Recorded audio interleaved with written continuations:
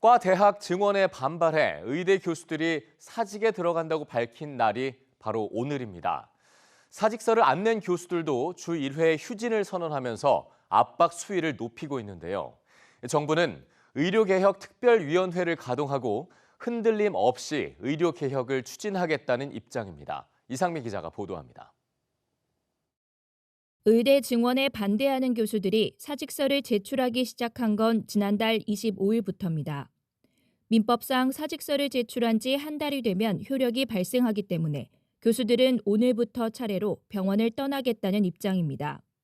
반면 정부는 대학 본부에 접수된 사직서 중에서 수리 예정인 사례는 없다며 사직 효력이 일률적으로 발생하긴 어렵다고 밝혔습니다. 사직서는 절차와 형식과 내용을 갖추어서 정당하게 당국에 제출된 것이 많지 않습니다. 그리고 이것을 또 수리할 계획을 있는 것도 없는 것으로 파악이 되고 있고요.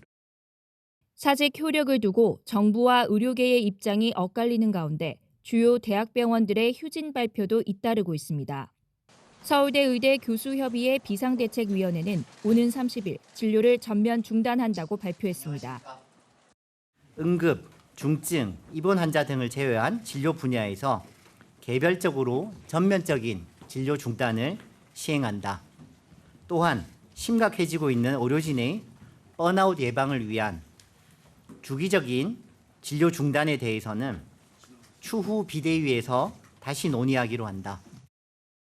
연사대 의대 교수들도 같은 날 자율적으로 휴진하기로 결정했습니다. 서울 아산병원을 수련병원으로 두고 있는 울산대 의대 교수들은 다음 달 3일부터 일주일에 한 번 휴진하기로 했습니다. 의료계의 반발이 이어지고 있지만 정부는 의대 증원 문제를 전면 백지화해야 한다는 요구는 수용할 수 없다는 입장입니다.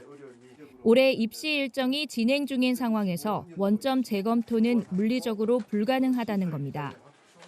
남은 시간이 많지는 않지만 총장님들께서 대학 내에서 충분히 논의하시고 4월 말까지 의대 정원과 관련된 학칙 개정 진행과 대입 전형 시행 계획 변경을 마무리해 주실 것을 부탁드립니다.